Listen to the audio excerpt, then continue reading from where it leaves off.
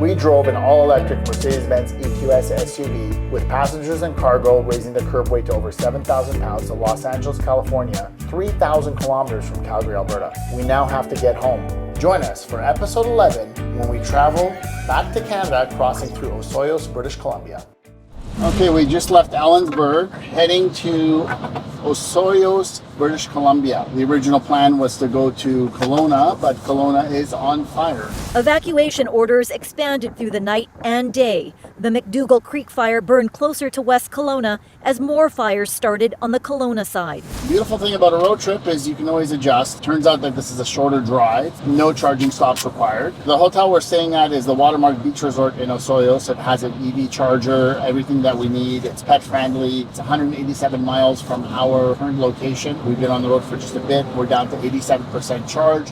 Charged up full last night. At Ellensburg, really cute town, by the way. The people were so friendly, very safe. We're looking at approximately another hour and a half. We'll be crossing the border here probably in about an hour. Range anxiety doesn't have us too concerned. Our minimum range right now is at 227 and our maximum's at 252, but our destination's 185. So even in a worst case scenario, we're going to make it there. Even if these high winds affect us and there's a margin of error there, I don't think that the EQ intelligence is going to be out by 50 miles. From there, we got to figure out our way home because the fires could cause some road closures. We got 2 nights there, so we'll find out how that goes.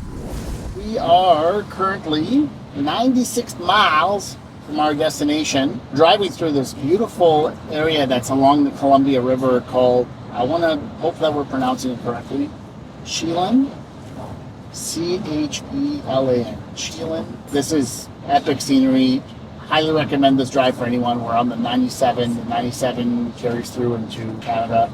The charge has been doing really well today. We had some icy cold charge because the charger last night at the hotel charged at a very, very, very slow rate. About half as much as what the standard AC charger would do.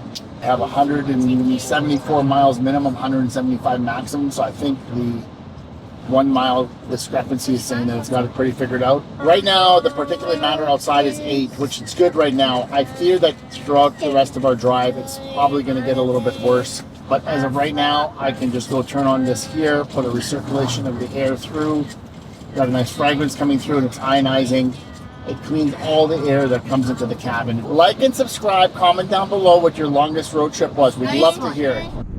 We are currently 38 miles from our destination, 38% charge left. We have 112 miles of range, 108 minimum, 111 now maximum. The air quality here is very bad. The smoke is insane. We are feeling extremely fortunate right now for having Energizing Air Control Plus function. We've now driven into some very heavy smoke from the fires. I've never seen this go purple before, but it's saying 152 particulate matter. It's very unhealthy air.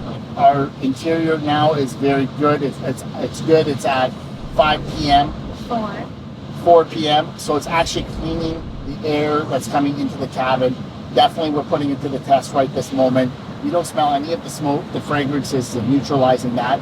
So is the ionization. And the reason why you cannot open the hood on the EQS, and this is a very important thing to be, reality is that the air filtration system that's in the EQS is what occupies the majority of the space under the hood, or the front, as you might call it. And that is really saving our lungs right now from some very unhealthy air. How do you feel about this one that we have this? I feel very safe inside this car right now. Like outside, you could tell it's gray, and it's only 2 p.m. Now it's in the reds. It's back up into the reds again. Not particulate matter 2 p.m. It's 2 p.m. in the afternoon. Yeah, 2 p.m. in the afternoon. Yeah. And it feels dark because of all of the smoke and the ash in the air. But inside the car, I can't smell the smoke. So I feel very lucky to be in this car.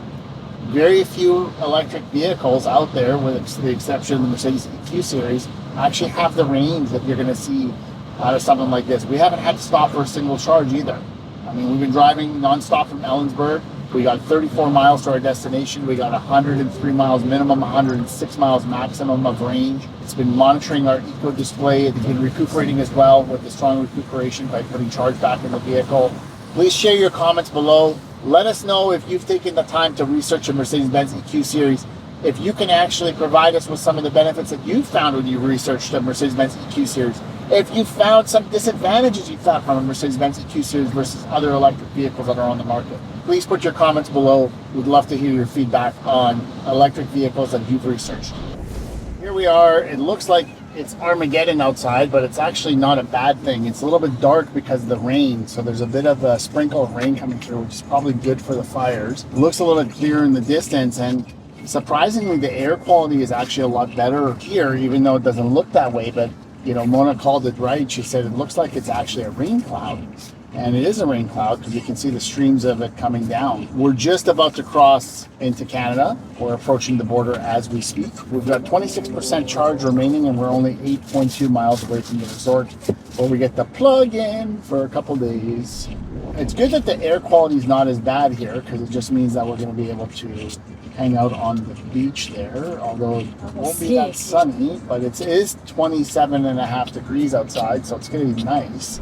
And we are back in Canada, but just barely. Osoyoos is just across the US border. Air quality is now at 34 p.m., so it's moderate, which is really good. Cabin is still sitting at 1 p.m., which is really good. We had some nasty crosswinds. It really did hurt our range quite a bit.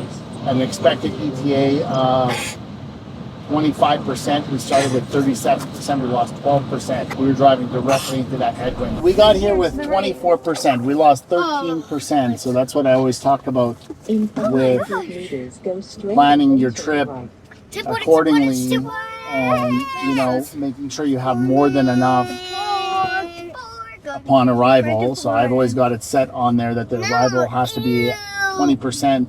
So that we always have that buffer, and we're arriving at 24, even though it said we were going to arrive with 37. So, you know, the headwind didn't help, the inclines didn't help, definitely been a challenge there. And we have arrived, people! Today was a much shorter drive than the rest of the trips, mainly because of the fact that we stopped short of what our original destination was, Kelowna, and ended up staying in Osoyoos, which is just barely into the Canadian border. We traveled a distance of 204 miles today, left with 100% charge, arrived with a 25% charge. The same trip in the GLS 580 would have consumed nearly 50 liters of fuel. That would have equated to approximately $70 US. We're charging at no cost to us at the Watermark Beach Resort. Join us for episode 12, where we make our final journey home through Kelowna and on to Calgary, Alberta. Please like, turn on your notifications, and subscribe to our channel. We'd love to hear your stories.